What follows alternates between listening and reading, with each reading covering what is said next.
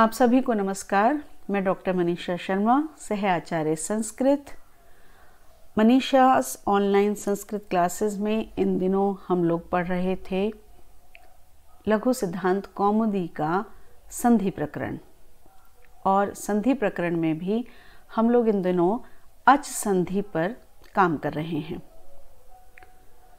पिछले वीडियो में हमने अच संधि के कुछ सूत्र, कुछ उदाहरण पढ़े हैं। अब बढ़ते हैं आज के वीडियो की ओर। आज देखते हैं कि हम क्या पढ़ने जा रहे हैं। पिछले वीडियो में हमने अयादि संधि का सूत्र एचो अय वायवः प्रारंभ किया था और उसका एक उदाहरण हरिये हमने सिद्ध किया था, उसे समझा था। और वीडियो के अंत में मैंने आपको एक होमवर्क दिया था, विष्णु धन ए।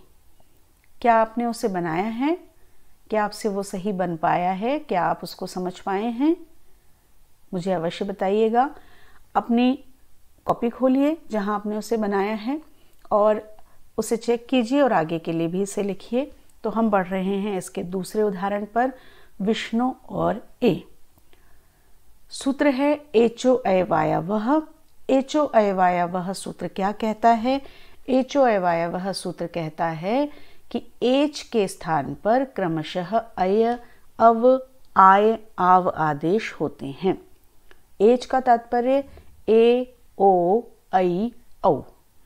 यदि हमें ये प्राप्त होता है, इनमें से कोई सा भी वर्ण प्राप्त होता है और उसके आगे, उसके सामने यदि हमें अच प्राप्त होता है, कोई सा भी स्वर प्राप्त होता है, तो हम उस एच अर्थात ए, ओ, ऐ या औ जो भी हमें प्राप्त हुआ है उसके स्थान पर अय, अव, आय, आव कर देंगे यदि अच परे हो तो यहां हमने देखा कि हमारे पास में है विष्णु और ए। विष्णु में आता है ओ जो एच में है, ए, ओ, और सामने है ए जो अच में आता है। इसलिए हम यहाँ पर एचो अय वायवः लगा सकते हैं।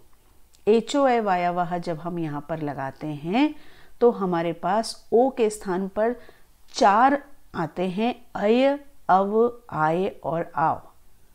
इन चारों में से ओ के स्थान पर कौन आएगा, इसका निर्णय कैसे करें? तो इसके लिए हमने सूत्र लिया था यथा संख्यम अनुदेशः समानाम, कि उद्देश्य और विधेय की संख्या अगर समान होती है तो हम क्या करेंगे, उसके क्रम के अनुसार, उद्देश्य का जो क्रम है और विधेय का जो क्रम है, उनके क्रम को देखते हुए हम उसके स्थान पर आदेश करेंगे। यहाँ पर हमारे पास उद्देश्य 4 हैं, ए, ओ, ऐ, औ, और विधेय भी 4 हैं, अय, अव, आय, आव। तो हम क्रमशः करेंगे, ए के स्थान पर अय कर देंगे, ओ के स्थान पर अव कर देंगे, ऐ के स्थान पर आय कर देंगे, औ के स्थान पर आव कर देंगे।